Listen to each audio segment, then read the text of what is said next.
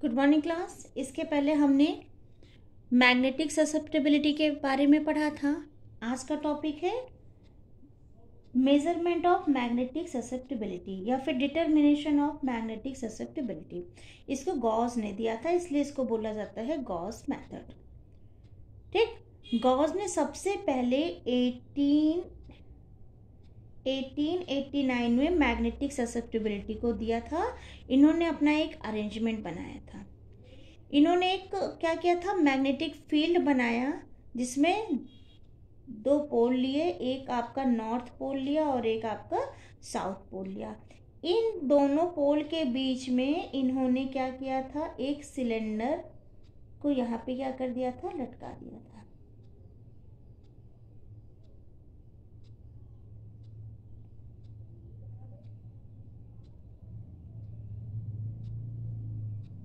ये जो सिलेंडर था इसके अंदर मुझे क्या लेना है, सब्सटेंस को लेना है। ठीक है, और इस सिलेंडर को एक थिन वायर से क्या कर दिया था, हैंग कर दिया था। और इसके दूसरी साइड में यहाँ पे एक वेइंग बैलेंस लगा दिया था। क्या लगा दिया था, वेइंग बैलेंस,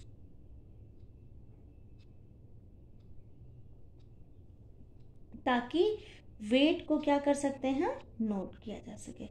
अब यहाँ पे दो तरह का सब्सटेंस लिया, एक बार पैरा लिया और एक बार इन्होंने डायामैग्नेटिक सब्सटेंस को लिया।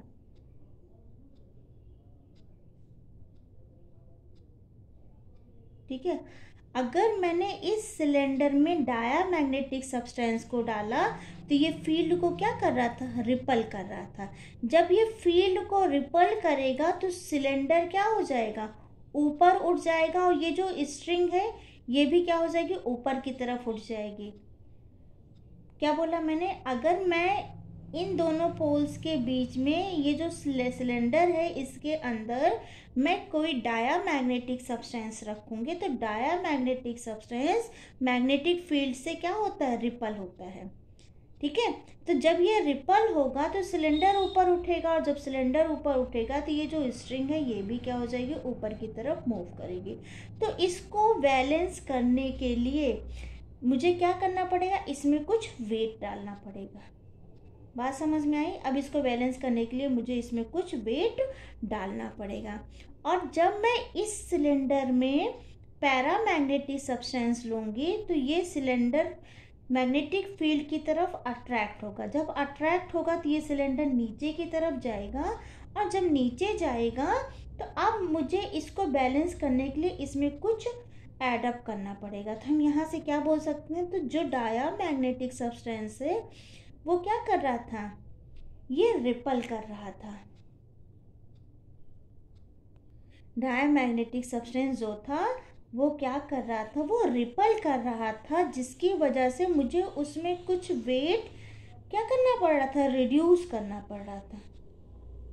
ठीक, लेकिन जब मैंने पैरामैग्नेटिक सब्सटेंस लिया तो वो क्या हुआ, मैग्नेटिक फील्ड की तरफ अट्रैक्ट हुआ।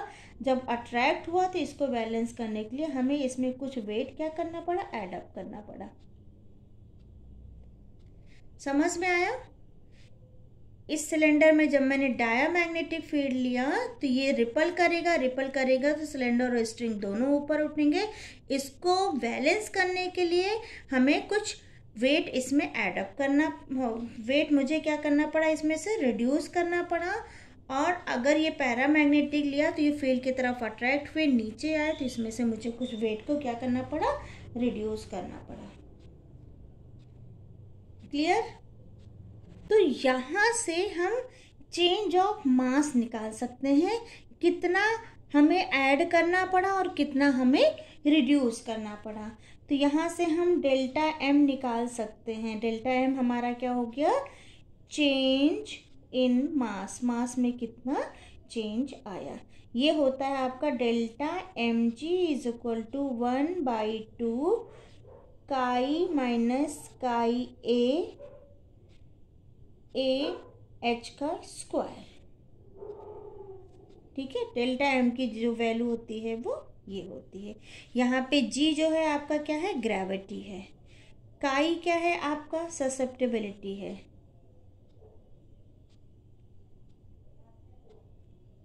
ससेप्टेबिलिटी है। काई ए क्या है आपका? Susceptibility in air, susceptibility in air. ए क्या है आपका? ये जो ए है ये एरिया है, एरिया ऑफ क्रॉस सेक्शन है, एरिया ऑफ क्रॉस सेक्शन है। और एच आपका क्या है? Field strength, field strength. ठीक है, अब देखो इसको प्रैक्टिकली कैसे करते हैं। देखो एक बार, सबसे पहले एक बार हमें इसे वाटर के लिए स्टडी करेंगे और एक बार हम इसको सब्सटेंस के लिए स्टडी करेंगे। ठीक है,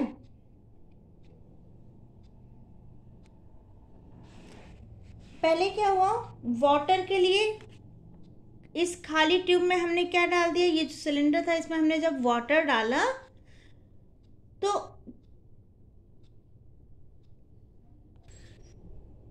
इसको प्रैक्टिकली करने के लिए क्या किया, ये जो खाली ट्यूब था पहले हमने खाली ट्यूब की वैल्यू ली। तो जब खाली ट्यूब की वैल्यू ली रीडिंग ली, तो ये इसमें किसकी वैल्यू आ गई? एयर की वैल्यू आ गई। जब हमने इस ट्यूब में वाटर डाला तो अब किसकी वो ससेप्टेबिलिटी आ गई? वाटर की आ गई। क्लियर बेटा? तो जो ये आपका फॉर्मूला निकल के आया, ये एयर के लिए है और ये सब्सटेंस के लिए है। सब्सटेंस की जगह हमने क्या लिया था? वाटर लिया था। तो अब जो न्यू फॉर्मूला बन के आएगा वो क्या आ जाएगा आपका? Del mg is equal to half, chi की जगह हम क्या लिखेंगे? एक बार हमने किसका लिया था? एयर का लिया था और एक बार वाटर का लिया था। तो यहाँ पे लिखेंगे W माइनस काई ए एच स्क्वायर। ये बन गया आपका इक्वेशन नंबर 1। अब अगर मैं वाटर की जगह इस सिलेंडर में क्या ले लूँ? सब्सटेंस ले लूँ। ठीक है, सब्सटेंस आपका कुछ भी हो सकता है, पैरामैग्नेटिक, डायमैग्नेटिक, कुछ भी। तो सब्सटेंस के लिए जो फॉर्मूला बन के आएगा वो क्या हो जाएगा? क्योंकि सब्सटेंस के लिए लिख रहे हैं इसलिए हमने यहाँ पे S लिख दिया है। हाफ काई S फिर काई ए एच स्क्वायर। ये आपका हो गया इक्वेशन नंबर 2।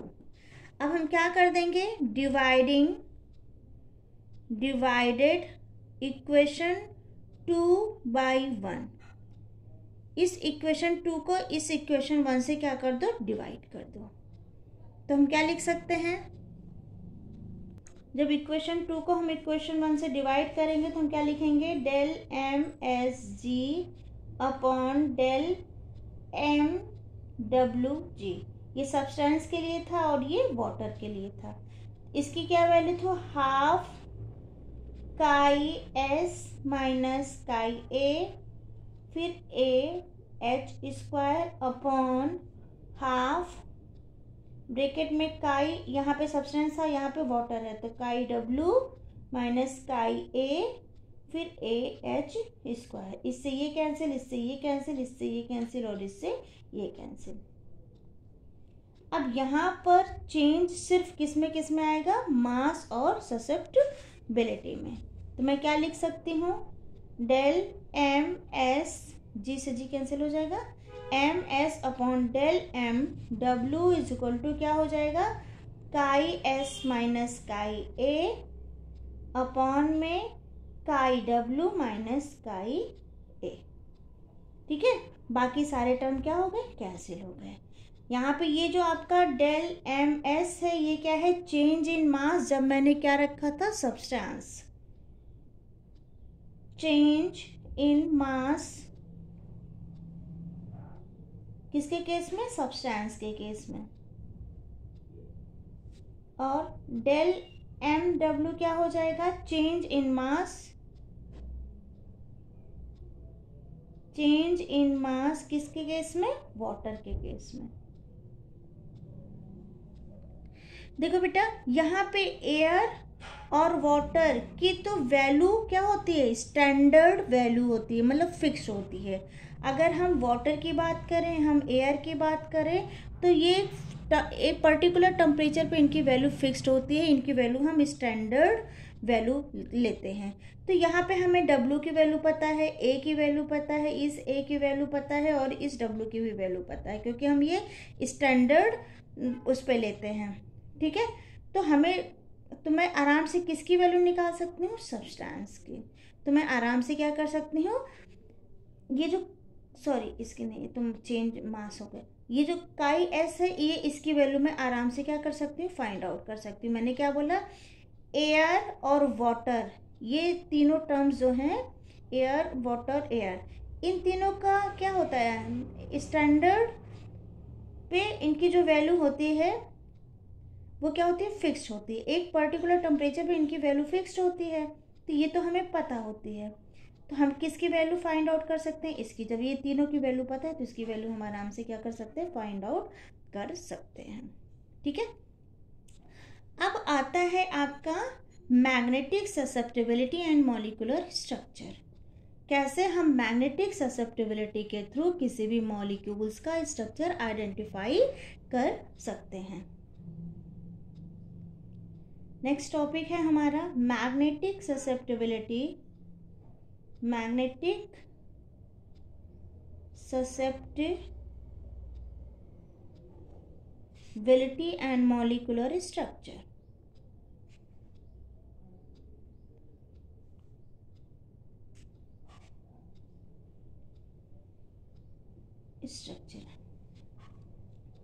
देखो, ये मैग्नेटिक ससेप्टिबिलिटी क्या है आपका? ये एक additive as well as constitutive property होती है। कैसी प्रॉपर्टी होती है आपकी? Additive as well as constitutive property. Constitutive property, additive property क्या होती है? मीन्स इसमें कितने, जो मॉलिक्यूल्स हमने लिया है उसमें कितने नंबर ऑफ एटम हैं।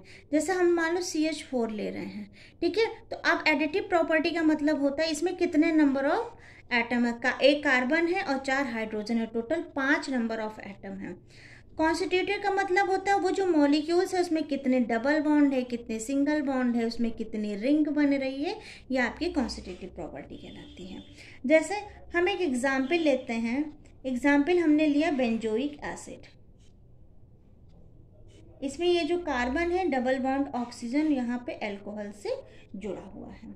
जब इसकी ऑब्जर्व्ड वैल्यू देखी गई, ऑब्जर्व्ड मैग्नेटिक ससेप्टिबिलिटी देखी गई, तो इसकी जो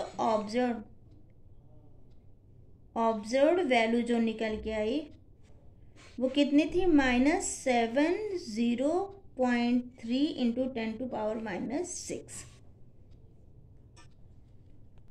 लेकिन जब इस मॉलिक्यूल्स को additive as well as constitutive property से देखा गया तो इसमें देखो नंबर ऑफ एटम्स क्या, कौन कौन से एटम हैं इसमें?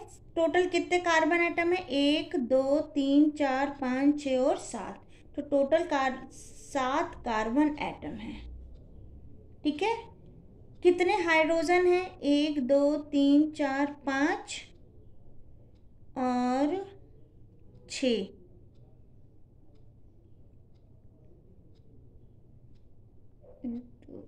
यहाँ तो डबल बॉन्ड होगा, सॉरी।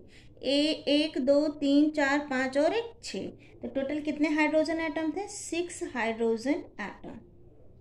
ठीक, ऑक्सीजन एटम एक बार कार्बन के साथ था और एक बार अल्कोहल के साथ था, मतलब एक बार ऑक्सीजन एटम एसिडिक नेचर में है और एक बार ऑक्सीजन एटम किसके में है? अल्कोहलिक नेचर में है। तो हम लिखेंगे 1 ऑक्सीजन एटम किस फॉर्म में है आपका? अल्कोहलिक फॉर्म में, और 1 ऑक्सीजन एटम जो है आपका वो किस फॉर्म में है? एसिड फॉर्म में है। ठीक है, इसके बाद 1 बेंजीन रिंग, 1 बेंजीन रिंग। ठीक, चलो सबकी वैल्यू निकालते हैं। देखो मैं आपको एक चार्ट दिखाती हूँ जिसमें मैग्नेटिक ससेप्टिबिलिटी दी हुई होती है। ये बुक आपको दिख रही है, इसमें देखो कार्बन की मैग्नेटिक ससेप्टिबिलिटी कितनी है? सबके आगे मुझे 10⁻⁻6 से मल्टीप्लाई कर देना इन वैल्यूज के आगे। कार्बन की मैग्नेटिक ससेप्टिबिलिटी कितनी दी है? -6.00। तो मैं क्या लिखूंगी? -6.00, क्योंकि मैंने बोला सब वैल्यू के आगे 10⁻⁻6 से मल्टीप्लाई करना है। ऐसे ही हाइड्रोजन की जो वैल्यू दी है वो कितनी दी गई? -2.93। दिख रही है सबको? तो यहाँ पे मैं क्या लिखूंगी? -2.93 इंटू 10⁻⁻6। ऑक्सीजन की वैल्यू देखो, एल्कोहल के केस में -4.61 दी है और एस्टर और एसिड के केस में -3.36 दी है। ठीक, तो एल्कोहल के फॉर्म में जो ऑक्सीजन की वैल्यू दी है वो कितनी दी है? -4.61 इंटू 10⁻⁻6। और एसिड के केस में जो वैल्यू दी गई है वो कितनी दी गई है? -3.36 इंटू 10⁻6। बेंजीन रिंग के लिए जो मैग्नेटिक ससेप्टिबिलिटी दी गई है वो क्या दी गई है? बेंजीन रिंग के लिए जो ससेप्टिबिलिटी दी गई है वो क्या है? -1.5। क्या लिख सकते हैं हम यहाँ पे? -1.5 इंटू 10⁻⁻6। अब देखो बेटा, एक कार्बन एटम के लिए इतना था तो 7 के लिए हम क्या करेंगे? 7 इंटू। एक हाइड्रोजन के लिए वैल्यू इतनी थी तो हम 6 के लिए क्या करेंगे? 6 इंटू। 1 ऑक्सीजन एटम है तो 1 इंटू। 1 ऑक्सीजन एटम है तो 1 इंटू। 1 बेंजीन है तो 1 इंटू। ठीक है, जब इनकी वैल्यू को कैलकुलेट किया गया, टोटल कैलकुलेटेड वैल्यू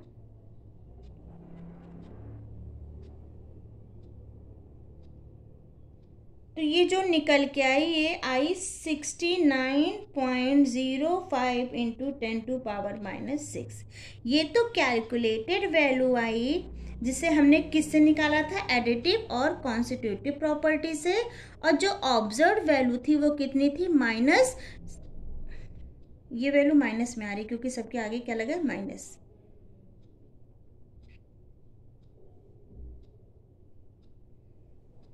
ठीक है,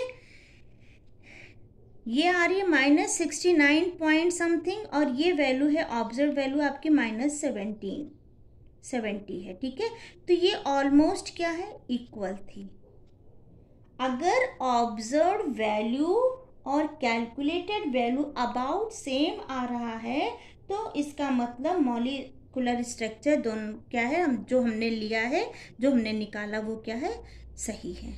ठीक है, तो इसकी हेल्प से मैग्नेटिक ससेप्टिबिलिटी के एडिटिव और कॉन्स्टिट्यूटिव प्रॉपर्टी के हेल्प से हम किसी भी मॉलिक्यूल्स का स्ट्रक्चर क्या कर सकते हैं?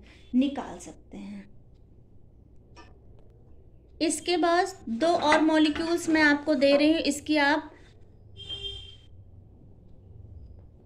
Magnetic susceptibility निकालिएगा। ठीक है, एक है आपका CH3, C⋯OOCH3।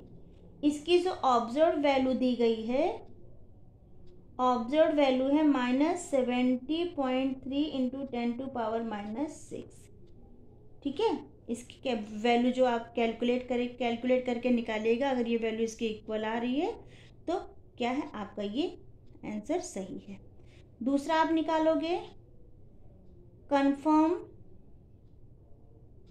confirm that the structure of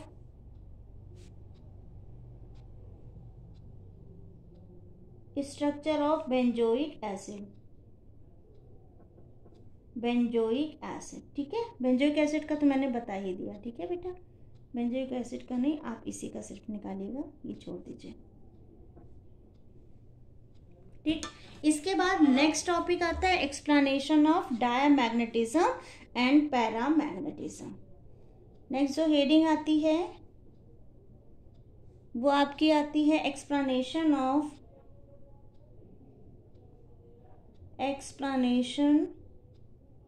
of diamagnetic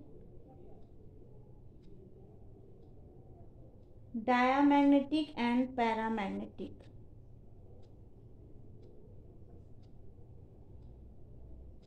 paramagnetism, ये भी मैग्नेटिज्म है। देखो डायमैग्नेटिक में क्या होता है, इलेक्ट्रॉनों की क्या होती है, पेयरिंग होती है। पैरामैग्नेटिक में जो इलेक्ट्रॉन होते हैं वो कैसे होते हैं, अनपेयर होते हैं।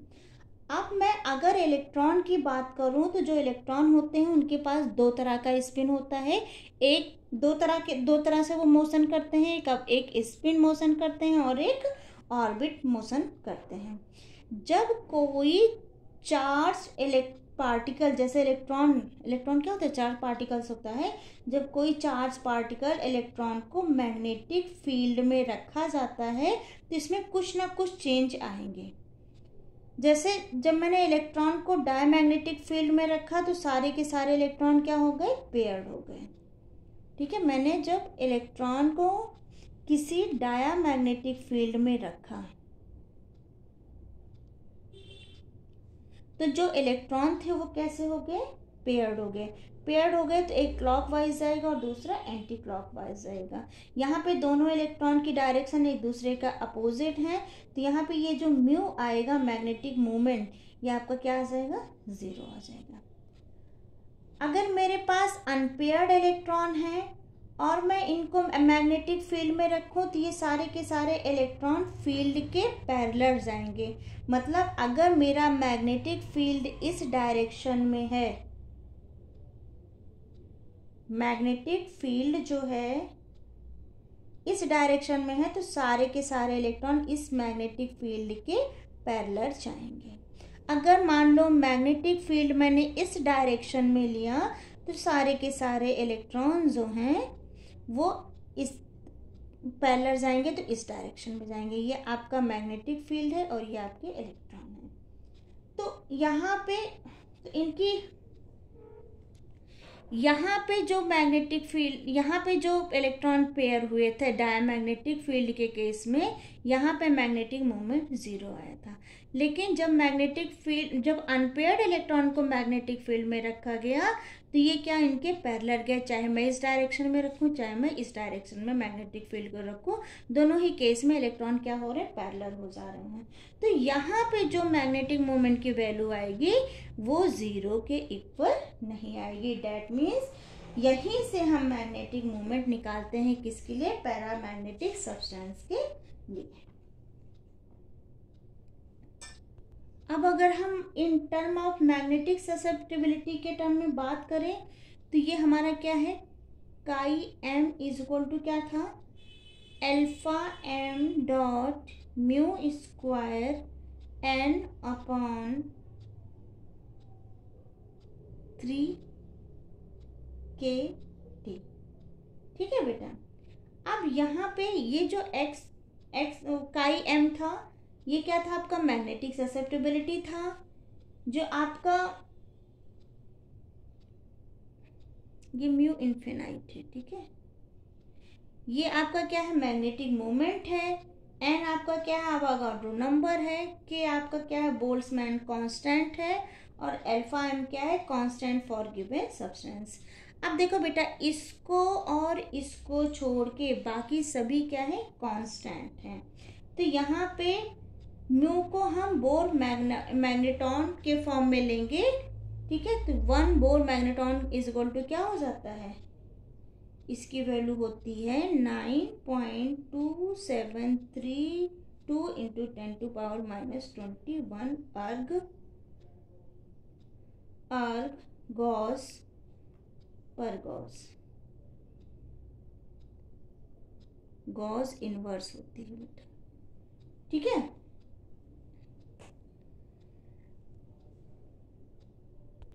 अब हम रिलेशन देखते हैं, relation between magnetic moment and number of unpaired electron. क्या देखते हैं हम, रिलेशन बिटवीन मैग्नेटिक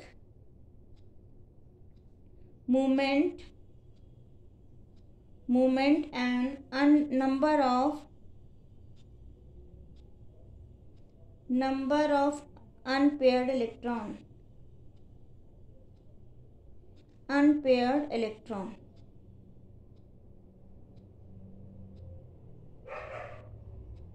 देखो मैंने आपको बताया था जो आपके मैग्नेटिक मूवमेंट में इलेक्ट्रॉन का अगर हम मोशन देखें तो उसमें दो तरह से मोशन होता है। एक को हम बोलते हैं ऑर्बिटल मोशन, ऑर्बिटल मोशन, और दूसरा होता है हमारा क्या, स्पिन मोशन, स्पिन मोशन। जो ऑर्बिटल मोशन का फॉर्मूला था वो क्या था, L इंटू L+1, और जो स्पिन मोशन का फॉर्मूला था वो क्या था, S into S+1 bore magneton. यहाँ पे 2 आएगा बेटा, वो इसलिए आता है क्योंकि यहाँ S की 2 वैल्यू होती है, +½ और -½ ठीक है। तो हाफ हाफ बनकर यहाँ पे क्या आ जाता है, 2 आ जाता है। जब भी हम इलेक्ट्रॉन के मोशन की बात करते हैं तो हमेशा स्पिन को ही कंसीडर करते हैं, ऑर्बिटल को कंसीडर नहीं करते, क्योंकि इसकी वैल्यू जो होती है वो नेग्लिजिबल होती है। ठीक है, तो अब अगर हम स्पिन की बात करें तो ये हमारा mu m is equal to क्या हो जाएगा, 2√S+1 बोर मैग्नेटॉन। ठीक है, अब S क्या है, +½ और -½ ठीक है। ये अप साइड है और ये डाउन साइड है। अप साइड में पॉजिटिव वैल्यू रहेगी, डाउन साइड में नेगेटिव रहेगी। ठीक है, अब इसी S की जगह हम इस वैल्यू को रखें तो क्या निकल के आएगा, इस फॉर्मूले में अगर हम S की वैल्यू रखें तो 2 तो एज इट इज रहेगा, अंदर हम S की जगह क्या लिखेंगे, ½ N2, फिर ½ N2 N/2+1। ठीक है, इसको जब हम सॉल्व करेंगे तो ये हमारा क्या बन के आ जाएगा, 2 से 2 कैंसिल हो जाएगा। ठीक है, तो ये हमारा क्या बन जाएगा, N+2 बोर मैग्नेटॉन। ठीक है, इससे हम नंबर ऑफ अनपेयर्ड निकाल सकते हैं, किसके लिए, किसी भी मैग्नेटिक मूवमेंट के लिए। अब नेक्स्ट आता है relation between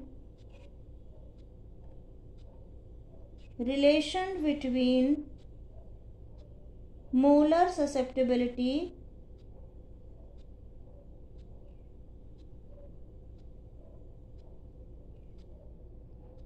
susceptibility and the number of unpaired electron। एक फॉर्मूला होता है Chi_m is equal to μ²m N/3kT, ये हमने पीछे बताया हुआ है। ठीक है, तो यहाँ से μm अगर हम निकाले तो ये क्या हो, μm क्या हमने बताया ऊपर, √n+2। ठीक है, तो μ² की वैल्यू क्या हो जाएगी, μ²m की वैल्यू, ये तो म्यू की वैल्यू थी ऊपर जो निकली थी, μ² के लिए ये अंडर रूट हट जाएगा तो ये क्या हो जाएगा, n फिर n+2। ठीक, अब इसी वैल्यू को हम यहाँ पे क्या कर दें, पुट कर दें, तो ये क्या हो जाएगा हमारा, Chi_m इज इक्वल टू क्या हो जाएगा, n एज इट इज रहेगा, 3kT भी एज इट इज रहेगा, और इस μ² की जगह हम क्या वैल्यू रख देंगे, n+2। बस यहाँ से हम क्या निकाल सकते हैं, मोलर ससेप्टिबिलिटी। ठीक है, किसी भी अनपेयर्ड इलेक्ट्रॉन के थ्रू। तो आई होप आपको ये लेक्चर समझ में आया होगा। एक चीज़ और बचा है, वो भी मैं एक्सप्लेन कर देती हूँ। एक छोटू सा टॉपिक बचा है, application of magnetic susceptibility measurement. देखो मैग्नेटिक ससेप्टिबिलिटी का क्या एप्लीकेशन है, तो सबसे पहले अभी मैंने आपको बेंजोइक एसिड का फॉर्मूला, ऑब्जर्व वैल्यू और कैलकुलेटेड वैल्यू को कंपेयर करके बताया था। तो इसमें क्या हो सकता है, in conforming the structure of given molecule, किसी भी मॉलिक्यूल्स का हम स्ट्रक्चर किससे आइडेंटिफाई कर सकते हैं, मैग्नेटिक ससेप्टिबिलिटी से। क्या लिखा है, the use of molar magnetic susceptibility in confirming the structure of given molecule is based upon the fact that magnetic susceptibility is additive as well as constitutive property। दूसरा है इन calculation of number of unpaired electron in molecules और ions. Magnetic susceptibility का use कहाँ पे हो रहा है, number of electron और आयंस को के कैलकुलेशन में। उसमें कितने नंबर ऑफ लोन पेयर होंगे, उसका स्ट्रक्चर कैसा होगा, ये भी हम किससे आइडेंटिफाई कर सकते हैं, मैग्नेटिक ससेप्टिबिलिटी से। थर्ड पॉइंट है in the study of coordination compound. Coordination compound में क्या होता है, an important application of magnetic susceptibility in chemistry has been studied in coordination compound of transition element। देखो इसमें क्या होता है बेटा, measurement of magnetic susceptibility help us to know the number of unpaired electron present in the complex which is turn help to assign the correct structure to the complex ion in the some cases। एक और आपका हो सकता है, एक और use हो सकता है मैग्नेटिक ससेप्टिबिलिटी का इन explaining the existence of odd electron molecule. तो ये सारे यूज एप्लीकेशन थे किसके, मैग्नेटिक ससेप्टिबिलिटी के। आई होप आपको ये लेक्चर समझ में आया होगा। Thank you.